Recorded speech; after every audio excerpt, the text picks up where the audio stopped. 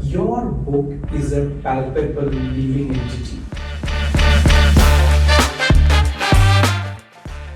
I think publishing is a lifestyle. It becomes part of your DNA. I interned here for 6 months. If you talk to some of the older leadership here, they'll be like, she refused to leave. It's safe to say that. They're just sitting here. As a designer, it doesn't really threaten me, it excites me.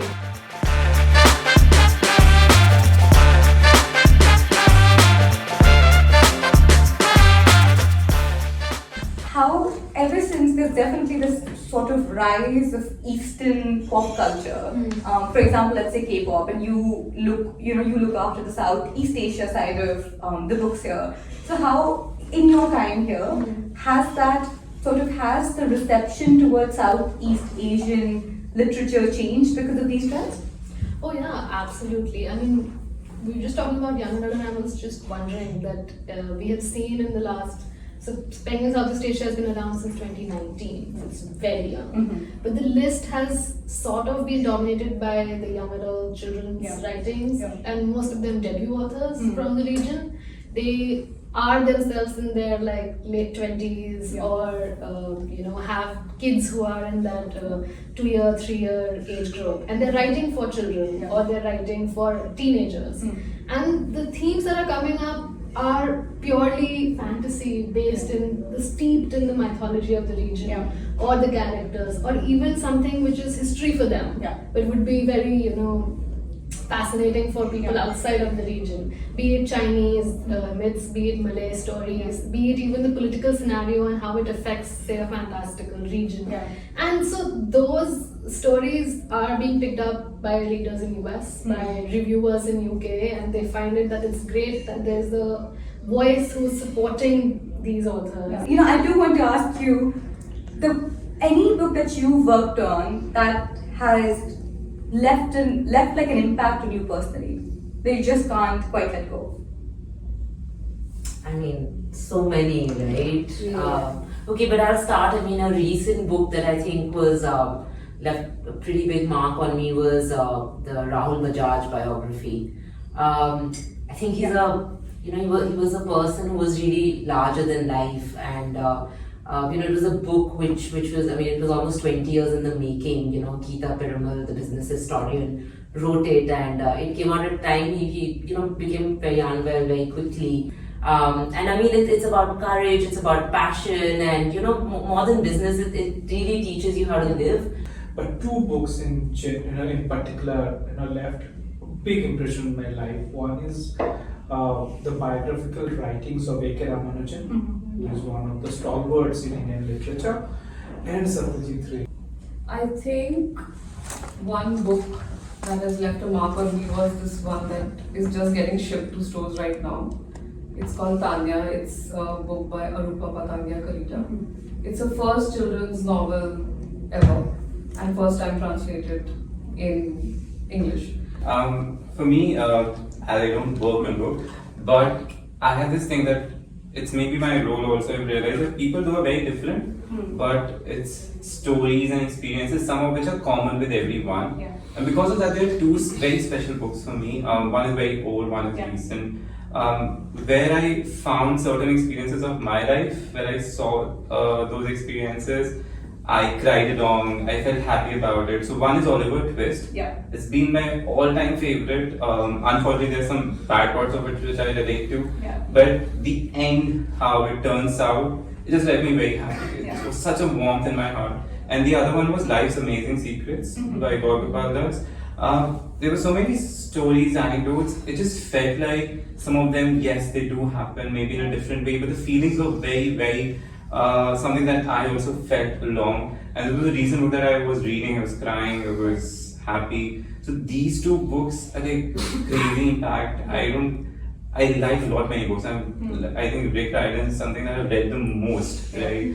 But these two books, they are special, and I know for sure they're gonna stay special for me forever. And something a lot of viewers, people who want to be writers would want to know, that do you have to be a famous person or an influencer in the day of the internet and TikToks and Reels to be a published author? Because that sort of exchange is also happening. We need to identify new voices, Yeah. and editors are responsible, and the team, Yeah. because it's a very collaborative job. Mm.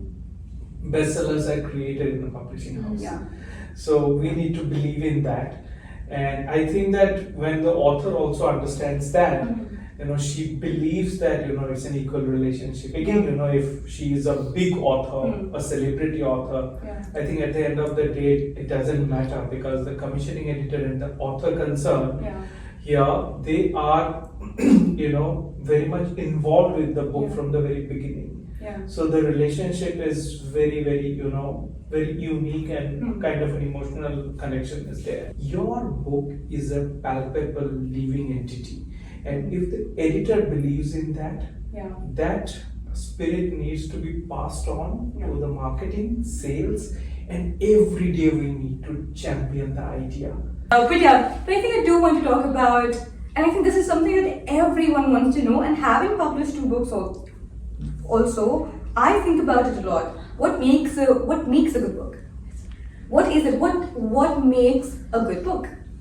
For each of you, I think it could be a completely different answer for everyone. But what's a good book that needs to be out in the world for you? So I'll take that question to begin with. I think if you look at this wall, this entire wall tells a story, and I think many of you who have been in pigment for some time is partly aware of the story of these illustrations. So it started with an idea. I just told one day to Ruskin Bond that Ruskin, you are repetitive, you are too repetitive, you need to change. So he said, okay, suggest what do you want me to do. I said, Ruskin, let's try to ideate how to do nothing. So he said that it's so easy, look at me. I said, now you have to write on nothing. And I said that do the book in 3,000 words and we will do illustrations around it. And Gunjan, who is our head of design, he loved that idea, bought that idea. And Ruskin being Ruskin, he gave me 30,000 words. And I had to edit 27,000 words, but he loved it. So we felt at that time that it's so important to slow down. The idea that you don't need to take everything so seriously, because Ruskin said that he gave up everything and went to the mountains and everything followed him. Yeah. So I think that's a brilliant idea, that you have time to stand and stare. You can see when a snail crosses the road. Yeah. And we actually captured all these things in the book. Especially in a country where English is our second language, is being quote unquote literary important when you're looking for a good book? English is not a second language from my point of view, Gurmehar. I come from a place where people can't speak in English till date. I never studied English, till my class 10. I studied in what we call vernacular Indian language. But I think English is a bridge language. So I can communicate meaningfully with you or someone from the south of the country. So, and also related to your previous question, that I think Penguin is a kind of a center which is a democracy of ideas, and people are from various parts of the country. We bring our baggage, our reading habits, our culture. I have just realized that whatever the kind of book, whatever the kind of content or kind of reader it's targeting on, I feel every content creates a particular kind of experience. While reading a book, there's a certain feeling that I want to have, or I relate to. And if any book is able to deliver that experience or feeling, that's the book. I mean, I think it would turn out, so for example, a business book, if people are reading it for inspiration, and if you're able to create a book that gives you that inspiration. So for example, Rahul Bajaj book, if you know while creating it that these stories or these anecdotes gonna create an impact, they gonna inspire, and because you know your reader. Your reader will experience that, and that experience makes the book a best. So whether it's fiction, non-fiction. Thank you so much for this wonderful answer, and thank you everyone for this brilliant conversation and for taking your time. And thank you so much, viewers, for being here with us. It was just so nice to be a part of this series and celebrating 35 years of Penguin.